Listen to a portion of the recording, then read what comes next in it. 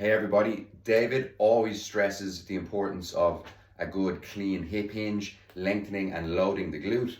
Let's look at 3 exercises that I love to learn how to properly hip hinge. Let's think about first, before we start, what a hip hinge might look like from the side, okay? Think about, I'm gonna do a single leg. Think about me in a hip hinge position like so, trying to get my butt to go backwards and my head to go forwards. The silhouette that you can see of my back here is not too dissimilar to the silhouette of the back that we would try to see in some of our core exercises or some of our hip extension exercises, or even just a neutral standing back, because that's what it is after all. We should be able to see the glutes, we should be able to see a distinct curve for the low back and the upper back.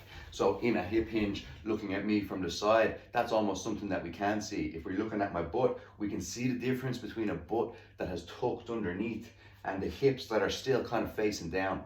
If you think about my sit bones, which you will explore very shortly, sit bones is the back of the pelvis that you're looking at. I have these 2 sit bones colored in black here. When we do a good clean hip hinge, every degree of head going forwards should come with the same degree of sit bones going back. And when we are standing in hip extension, when I'm standing in hip extension with my 2 legs going straight down, my sit bones are facing straight down. When I do a hip hinge, my sit bones are facing backwards. So if you think about my finger as my sit bone here, if I'm moving my head, but check out the silhouette of the back, but the hips haven't really gone, this is not the clean hip hinge. So this is what we are going to try to change today.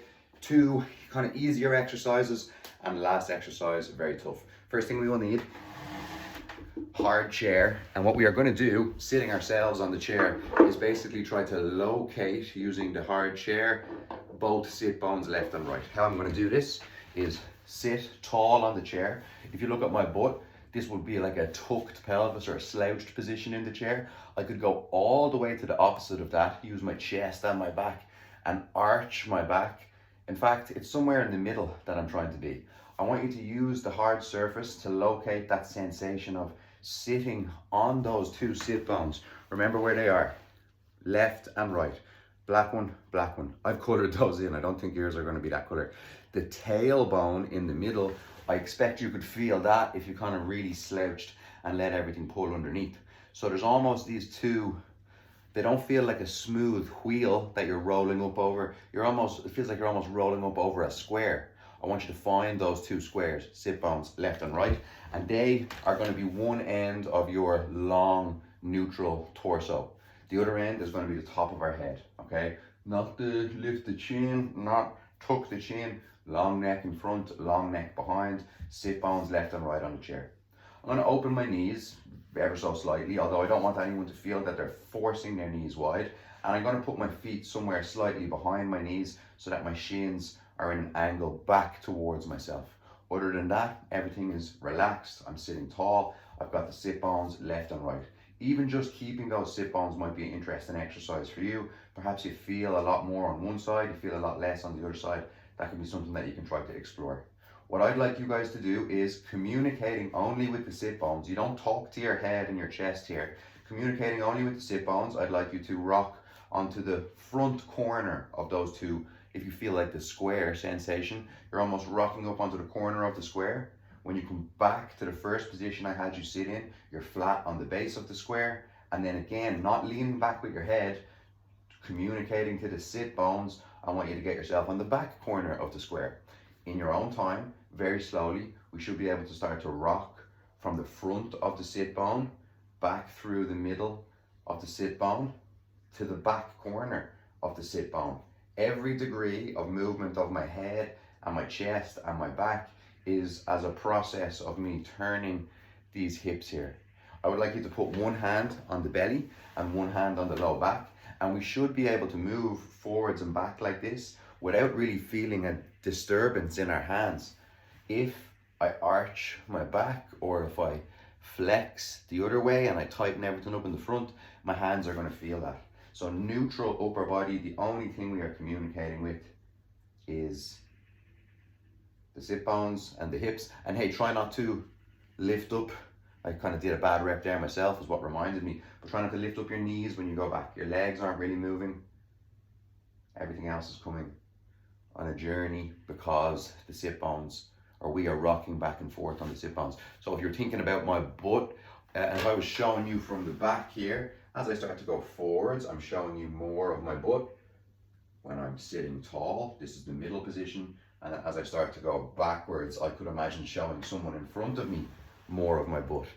One of the sources that I took some great cues from this exercise, the guys talked about if you were going to do a fart, excuse me, I know it's a bit rude, but if I was to do a fart in the middle position, straight down into the chair, maybe I'll do a silent fart, straight down into the chair. Well, when I go forwards onto the front corner of the sit bones, maybe not so silent there, sneaks off the back of the chair a little bit, and then when I go back here, sneaks off the front. I wonder, could you guys explore your range a little bit? Your range of motion might be better, or it might be further or shorter than mine, but make sure it's strict. I want you to move as far as you can move when still keeping the hips. I don't really want you to think about how far can you move your head. I want you to think about how far can you turn this wheel, okay? If you go far enough forward, you're actually going to lift those sit bones up completely off the chair. So imagining obviously my hamstring attached to this femur here. As I rock forwards, I'll find myself supported on that hamstring,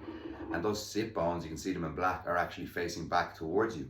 I'll rock back over those sit bones, and then keeping the legs down, I'll start to lean back a little bit. This shouldn't feel uncomfortable in anybody's low back. If this does, I'd encourage you to stay a little bit taller. Try not to arch the chest out, arch the back and puff the chest out. And maybe if you have some experience, a little bit of an exhale there to try to drop everything down. This is a good exercise. It's important to spend a little bit of time here rocking back and forth, but incredibly important also to try to familiarize yourself with the position of your sit bones, what it feels like and what it means to you to move leading from the sit bones. And visually, I'd love you guys to have a mirror or your camera set up beside you. You can occasionally look across. Visually, we need to know that this is the silhouette that we are trying to hit. You can see my butt because my butt is not living underneath my body. You can see my low back and my back ribs, but most importantly, I think, I'm not arching my chest out in the front like this. It's going to be very difficult to get a clean hinge here if I just extend everything in the front. So neutral, back, and in your own time, explore your range here. Perhaps, because this is where I started. When I started, I was barely moving 1 inch forwards, 1 inch back. And how I got access to more range of motion there was not by going straight for the big one. I went a little bit, 1 more inch next week, another inch next week, and eventually things started to move a little bit cleaner. Spend some time doing this, become very familiar with the position of your sit bones and what it looks like to lead from those sit bones, and then what it looks like to kind of just bend over from your back. So next position we are going to explore a bit of a hip hinge from is the tall kneeling position. In the tall kneeling position, first of all, I'd like everyone to find some hip extension. If you pull your t-shirt tight to your back so it's loose at the front and I gather it all up so I can see the silhouette of my back, I should be able to show you the same shape that we make elsewhere. I make sure I push my rib cage back. Remember, I don't want to arch and push everything forwards in the front. So nice tall position, rib cage showing off at the back, shoulder blades reaching wide.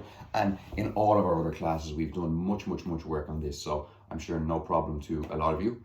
In this position, let's remember, hip extension is sit bones, remember them down there, sit bones down. So as I start to flex my hip, which would be coming into that hip hinge, I want you to think about, my index finger here is the sit bone, sit bones leading the movement. Your head and your chest is moving as a process of the sit bones going back. You'll notice that as I go back as well, my hip goes back towards my heels. You might like something in front of you here. I just have my chair, I'll pull it into range, because as I start to go down, maybe I can use my fingertips on something to try to preserve that silhouette in the back. This t-shirt is quite loose in the front of the body.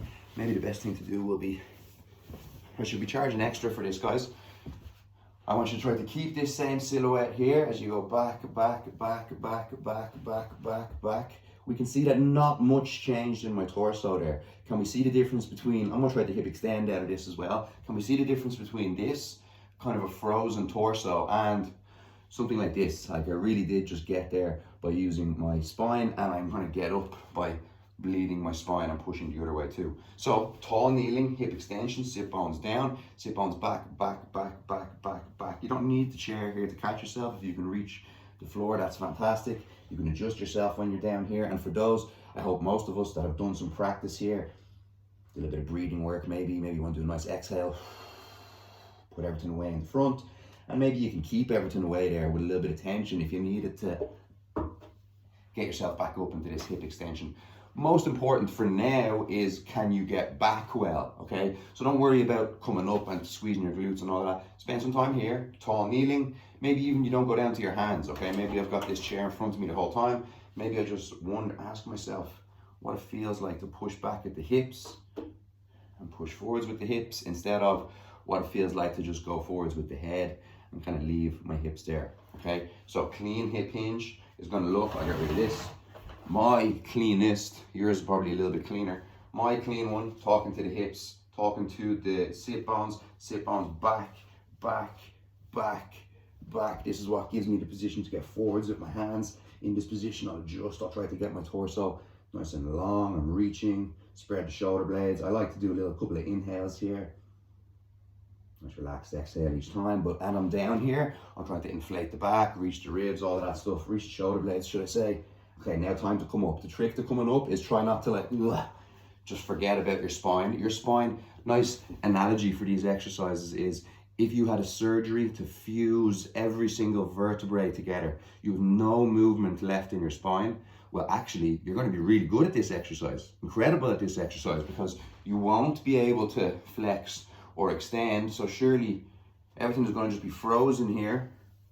The spine doesn't really know that this is happening at all. There's no reason for your spine to have to flex or extend as part of this exercise. And then same on the way up, okay? So my friend here is doing the exercise. He's tall kneeling.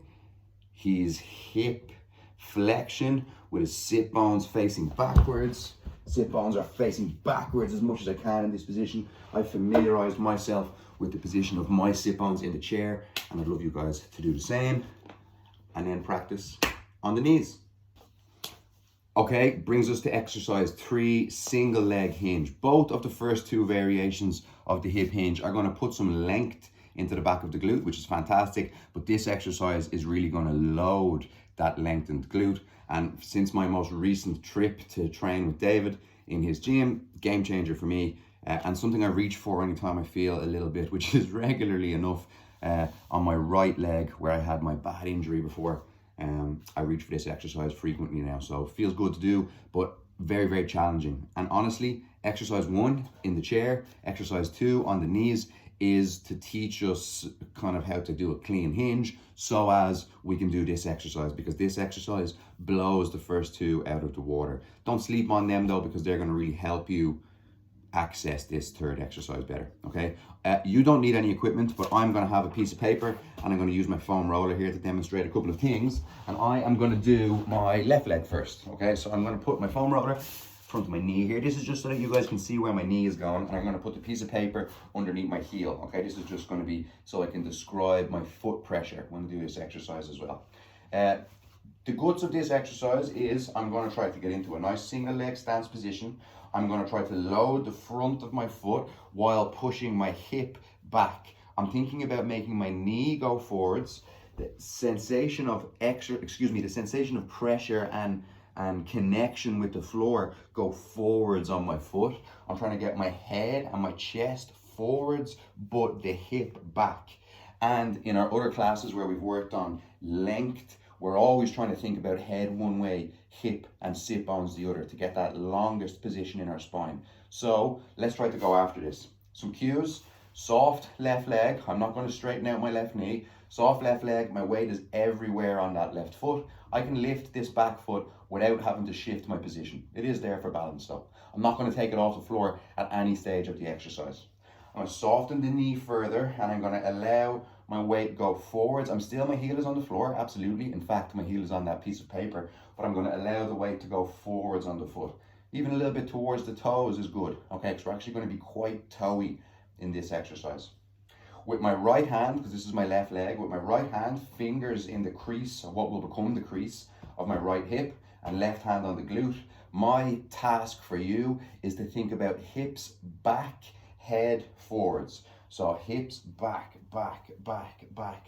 And if it wasn't clean to get down there, like if you're a little bit funny to get, when you're down, try to fix it. This isn't going to be one that I care so much about down and up and down and up. This is going to be one where we try to cook ourselves in this long glute when we basically hang the weight of the upper body to load it off of that long glute.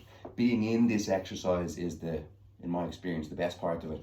Don't worry so much about coming down and coming up, okay? Do your best at it, but let's try to cook ourselves in there. So at least 5 seconds. 10 seconds is great. 15 seconds is amazing, and practice this on both legs. I'll do my right leg again shortly, but one more on the left. Soften the left knee, weight forwards, brings my knee forwards. This is what the foam roller is for. You're going to see that I try to keep my knee from coming back away from that foam roller. My knee is going forwards, forwards, forwards the whole time. My butt is going back, and a mistake here would be to lift the butt up. Okay, don't think about this like a hamstring stretch, and in fact, I don't feel any sensation of stretch in my hamstring here. I feel a sensation of stretch in my glute. It's important that I stay square as well. If I twist my torso one way or the other, the sensation of exercise might be on the outside of the hips. I want you to feel straight behind at the glute. So I'm square, and if I looked at you when I practice this exercise, something like this looks square, whereas something like this or this does not. Okay, so I'm square with my hips both facing the same direction. My knee is not going to go to my baby toe. My knee is going towards the big toe. My head is going forwards, and my hips are going back. If you do feel a sensation on your hamstring of incredible tightness or stretch, try to not think about up with the sit bones, back. And the way to get more range isn't to come up more, it's to come back more, back more, back more. I'm going to swap onto my right leg now so I can try to get some cues in without my leg falling off. But the goal here is to be able to spend some quality time in this position with that preserved silhouette. Remember the silhouette here? Well, look at my butt here. It's the exact same silhouette in this position. Okay, it's not butt tucked underneath, and it's not chest still up. That's an important cue as well. See a lot of people do a hip hinge type exercise. Imagine a barbell in my hand. I start looking at the wall, and I just keep looking at the wall the whole time. It's like this moved, but this is basically still standing up. So allow yourself to come forwards. Your eyes should be actually kind of looking towards the floor. If you started looking at the ceiling, well, as you get into this exercise, hips back, knee forwards, Chris. Hips back, knee forwards, head forwards. Hips back, knee forwards. Woo, lose your balance. As I get into this exercise, I should end up looking more at the floor, okay? Tension would put me back, looking at the wall in front. I'm very much on my toes here. I want to avoid the sensation of my toes like curling on the floor, but particularly my big toe on the exercise leg is absolutely stopping me from falling over. It's pressing very hard into the floor. I should have mentioned the piece of paper already. I want you, for this last one, to not touch this piece of paper at all with your heel. You're going so far forwards on your foot. I say last one. You guys can do plenty more than this.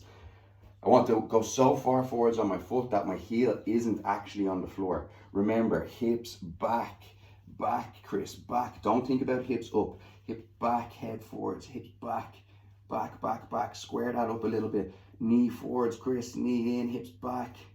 These are the cues that I'm constantly communicating with myself. If I feel the hamstring, drop the hip a little bit, hip back, heel up, toes, head long. David gave me a great cue when we were in person, and he took my head and he pulled my head forwards here. You can see me nearly falling over in front of my foot. This is what I want you guys to work on.